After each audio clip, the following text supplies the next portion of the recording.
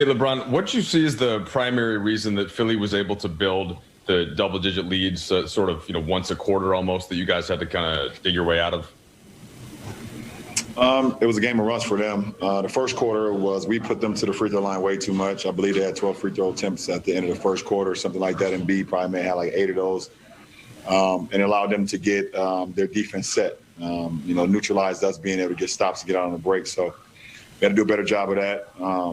But I thought, listen, besides that, we held them to 21 points in the second, 26 and 26, and and gave ourselves an opportunity to win at the end, and it didn't go our way. But I loved our fight. But you got to do a better job with keeping our hands out of the cookie jar, especially with a guy like Embiid who has, Harden like, magic as far as the swipe moves and things of that nature. Up until that final run there, the shots weren't going down. That's happened a couple times on this trip. Have you seen anything different, or is it sort of make-miss in the way that you guys are getting shots and then converting from the perimeter?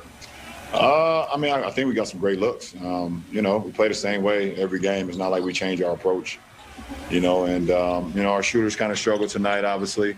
We need, to open up the perimeter a lot more, but we got some great shots. Didn't make. Wow. Hey, LeBron, that closing lineup you guys had tonight, a lot of teams, even dating back to last postseason, has struggled when you and AD are with 3 other perimeter players. Do you feel like that lineup they had tonight is a little bit of a ace in the hole that you guys have to really match up well with anybody? Well, it's always good to know that you can go down the stretch and go to AD at the 5 and me at kind of like that point forward, and then surround us with guards and shooters. And defenders if need be. We have a lot of minutes as far as with AD at the 5 and me kind of playing the 4 on defense and playing the point on the offensive end. So it was a good lineup for us. And then also having KCP out there with AC and Dennis, it just gives us a lot of dimension, both offensively and defensively. Dan? All right. Sorry about that. LeBron, AD was under 20 points again tonight. What do you think of his offensive rhythm right now? And are there things that you guys can do to try to get him going a little bit more, or is this just him working his way into the season still? You said AD? Yeah, Anthony.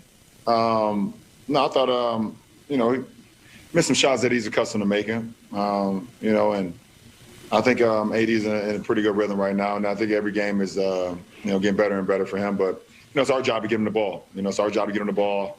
And I thought we did a great job at times. At times we did not. So we got to be better as well with that. Dave? Ron, a couple of years back, we were in Philly, and you were talking about the Sixers squad and the expectations placed upon them. And you said everybody wants instant oatmeal, but it takes some time for these things to come together. How do you view them now, the number 1 team in the East, and they just played you guys down to the wire?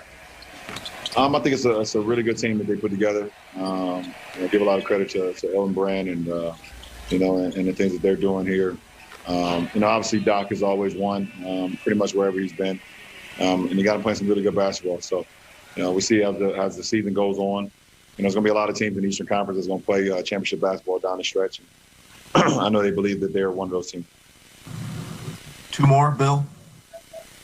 Hey, LeBron. That run that you guys had in the fourth, started with a couple of buckets from Alex, and then he has steal in there also. I'm just wondering, how have his contributions maybe evolved, or what is different about the way he's contributing to this group this year, and just how much better is he than he was a year ago? AC is whatever we need. AC is kind of a Swiss Army knife, to be honest. If you need scissors, you need a wine opener, you need a fingernail clipper, if you need a knife, he's all of that in one. He can do it all. He just helps our ball club in so many different ways. He can bring the ball up, play the point. He can play off the ball. He's shooting, dead eye from the 3 this year, and he defends at a high level, and he doesn't make many mistakes. So, you always can live with that. You can live with a guy on the floor like that and just plays championship basketball. So you make him open your wine for you?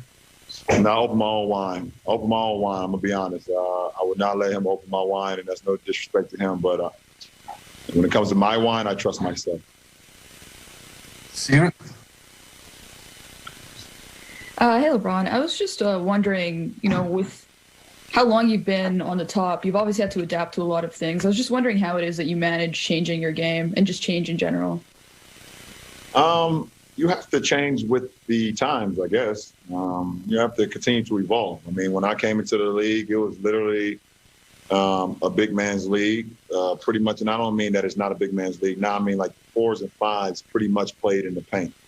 You had, big guys, and there was a lot of posting up, things of that nature. You had some flick wings and things of that nature, but it was a big body, big man game. And as the league evolves, you have to be able to evolve with it if you want to keep up with the time, keep up with the Joneses, or keep up with the Jameses in my case.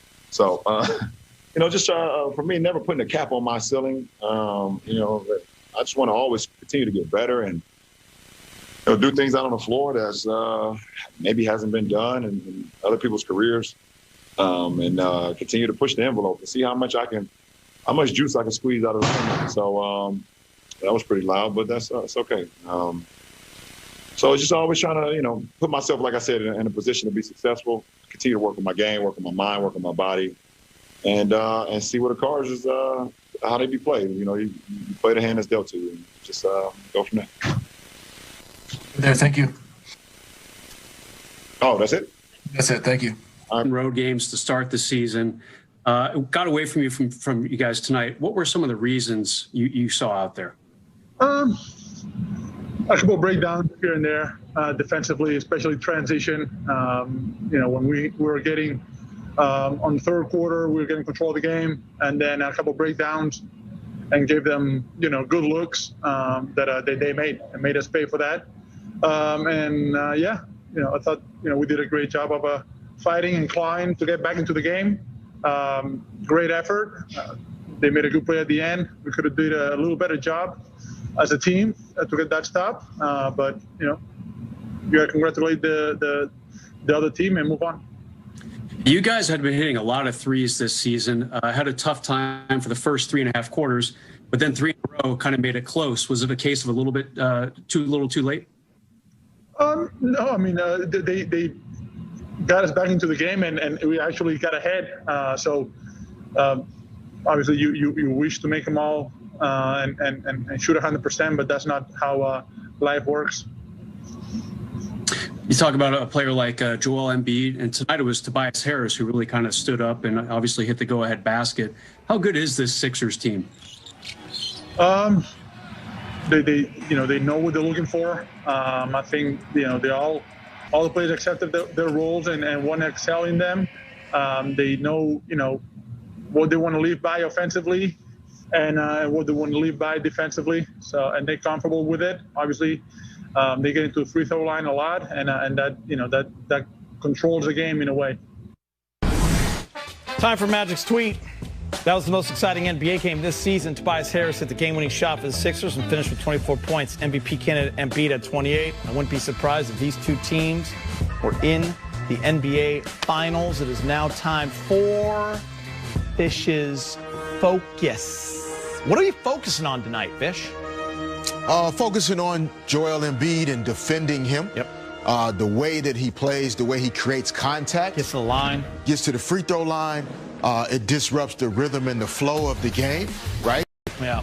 It was a marginal pass. I don't think Caruso wanted to throw it, but nevertheless, we go down on the road by 1. Yeah, the first road loss of the year for the Lakers. They're now 10-1 on the road. The Sixers are 10-1 at home, 107-106. Joel Embiid with 28, Tobias Harris 24, Ben Simmons a triple-double. LeBron James continues his scoring tear. He had 34 points. He did it on 12 of 22 and 6 assists. Let's hear from Frank Vogel. He's speaking with Mike and the media on the Zoom. Hey, Frank, just want to start in that final stretch there. What did you guys put together to make that run, and how did things go? How did it play out? Yeah, I mean, I got to look at the tape of the whole sequence, but we never believed we couldn't get back in the game. We have a lineup with Dennis, Alex, KCP, Bron, and AD that's been really lights out defensively, and we knew we'd have a chance, if we held down on the defensive end, to make some shots and get back in it. We were able to do that. LeBron made a great pass to AD, to give us the lead. And, Tobias Harris came down and hit a great shot against good defense. So, we didn't do enough throughout the course of the game to put ourselves in position to win, but it was a heck of a fight down the stretch. There were a couple of playoff games last year, usually game one, where it seemed